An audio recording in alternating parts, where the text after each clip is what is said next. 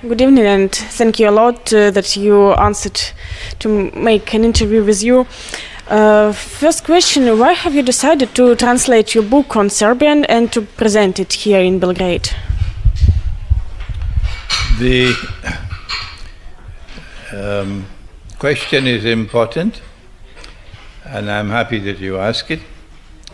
I believe that my book is important for this region of the world where Islam and Orthodox Christianity are living side by side. The only way we can erase the 600 years of bitterness between the two communities is if they can both be taken to the truth which has come from the Lord God. That truth is in the scriptures, the revealed scriptures. So my book is a humble, small contribution to take the Christian to the Quran, that he might be able to understand the Quran better than he did before, and hopefully that at the end of it he will adopt a more positive attitude towards the Quran and towards the Prophet Muhammad, Allah's blessings be upon him. If that happens, if we succeed in that effort, and the Orthodox Christian world adopts a more positive attitude, as I have described, it must necessarily impact on the consciousness of the Muslims of this region, but hopefully that they will reciprocate. You say about Orthodox Christians. What vision you have about the Catholics who also live here on Balkans? I know very little. I know very little about the relationship between the non-Orthodox Christians and the Orthodox Christians in the Balkans. What I do know is that there is bitterness and hatred and hostility between the faiths. And I do not know that I can intervene in that matter. I'm restricting therefore my intervention to those Christians who are outside of the Zionist embrace, those Christians who are being faithful to the religion which came with Jesus, and in which, for example, a man cannot marry another man and get a marriage certificate.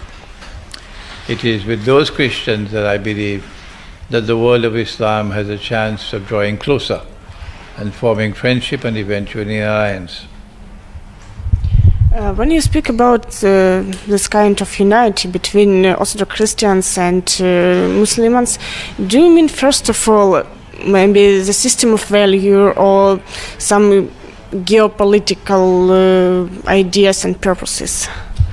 No, I mean that first of all you have greater understanding of each other,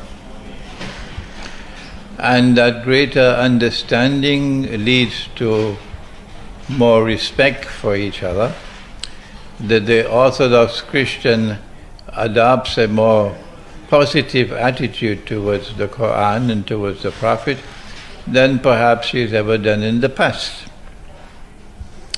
This, I believe, is possible. I have been received in Belgrade with affection, with grace, with dignity, with friendship, and I have spoken in Belgrade, and my audiences have been very appreciative of me. I have not encountered any hostility at all from the Orthodox Christian world here, and therefore I believe that my message, a message of Islam conveyed from me through this book, is more likely to be received positively by the Orthodox Christian world if they receive it positively, and if they develop a more positive attitude towards the Quran and towards Prophet Muhammad, Allah's blessings be upon him. This is bound to impact on the Muslim consciousness in the Balkans, and eventually they will have to reciprocate. Here on Balkans, historically, are rather complicated relations between Muslims and Christians. I mean, both earliest Turkish occupation and in the nearest history, relations with Bosnia or Kosovo. Do you believe that understanding of Quran can help to find the solution of these problems? Yes, all things are possible with the truth. We must not hesitate to call a spade a spade. And I have not hesitated to do that. And because I have pointed out that the Ottoman Empire acted in a manner which is in conflict with the Quran. For example, in taking the cathedral Hagia Sophia and converting it into a masjid. I have spoken plainly and clearly and boldly, and have declared that this was a shameful thing to do, a disgraceful thing to do, a manifestly sinful thing to do. It is in conflict with the Quran. And and the cathedral, the Hagia Sophia Cathedral, must be returned to the Orthodox Christians, and returned with an apology for what happened. When you stand up firmly with the truth, to call a spade, then you have a chance for successfully overcoming all the bloodshed and all the bitterness and all the sufferings of the last 600 years in the Balkans. And you can see, I am a scholar of Islam. And look on how I've been received here in Belgrade. You can see. The Ottomans ruled over Belgrade for 400 years. 400 years. Before Belgrade was liberated. So there must be a lot of bitterness in the hearts of the people of this region. For Islam, yes, and understandably so. And yet look at how I have been received. There you are, this is the proof that it is possible to overcome the 6 centuries of bitterness and hatred and achieve a miraculous reconciliation and friendship and eventual alliance between our two peoples. What do you think about the events in the Arabic world, and do you believe that a peaceful solution can be found?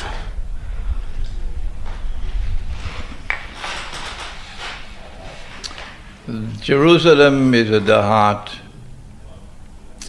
of all the upheavals in the Arab world. And what President Trump has just done has helped to define the line which separates one side from the other. It's no longer a Sunni-Shia conflict. No. It's a conflict between those who remain faithful to the truth, which Jerusalem symbolizes, and those who betray that truth with a mountain of lies and oppression and deception. On this side of the fence, on this side of the line, an alliance will now come into being, which will be an alliance of Muslims and Orthodox Christians. On that side of the fence, it's the alliance of those who are oppressors. This is the defining moment that we can now look to the future to see how will these events unfold now in the Middle East, in the Arab world. That is no longer a question of Sunni versus Shia. No. It's a question of Jerusalem as the central actor in the end of history, of those who stand for the truth against those who betray the truth. What do you think about events in Syria and first? And also, what do you think about Russian action in this country? I have said that, excuse me, I have said that had Russia not intervened in Syria courageously, with magnificent courage, because the Russian intervention could have provoked nuclear war, yes. And yet the Russian people supported their leadership. And the Russian intervention has saved Syria from becoming another Libya. For this we have to commend Russia. We have to thank Allah, the one God, that the Russians intervened when they did and how they did. Otherwise Syria would have become another Libya. Secondly, had the Russians not intervened, I said that the Christians of Syria would have been slaughtered. So it would have been a second Armenia. The Armenian genocide was perpetrated to drive an everlasting wedge which will prevent Orthodox Christians and Muslims of ever being friends again. That's what the Armenian genocide was meant to do. A Syrian genocide would have put the nail into the coffin. Finally, it's impossible for Muslims and Orthodox Christians to ever become friends and allies. But because of the Russian intervention, the Christians of Syria were saved from slaughter. Finally, had Russia not intervened, you would have had an ISIS government in Syria, a bogus caliphate in Syria. And many Muslims would have been deceived and misguided into believing that the caliphate has been restored. No. This is a caliphate which has come with Santa Claus from the North Pole, not a real caliphate. That's what they have done in building and creating ISIS, and in providing the weapons and providing the money to wage that bogus jihad. And thanks to Russia, that was defeated. It is said now, both in Russia and here in Serbia and in Western media, that Russia has returned to the Middle East, in Syria, of course, and also it's spoken about contacts with Iran and so. How do you think this Russian influence in the Middle East, is it a positive or negative thing? Already it is as plain as daylight that the Russian intervention in Syria has succeeded. It was an intervention which had courage in it and also wisdom in it. And the whole world of people who still have common sense would recognize that Russia should be praised for their intervention. But those who took weapons from Santa Claus and took US dollars from Santa Claus to wage their bogus jihad in Syria, they will never accept it. They are licking their wounds now, but they have hatred in their hearts that they've been defeated. And our message to them, if you come again, you'll be defeated again. Before our interview, you mentioned that the Black Sea is mentioned in Quran, and we were speaking about the Crimea. Could you please explain it for our Crimean audience? Yes, I want the people of Crimea to know that because Crimea is located, not just located in the Black Sea, but that Crimea commands the Black Sea. Whosoever controls Crimea commands the Black Sea.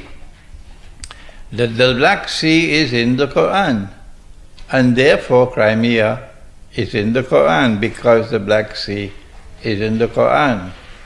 The Quran has a chapter entitled the chapter of the cave, or Surah Al-Kahf, and in that chapter there is the story of a great traveler.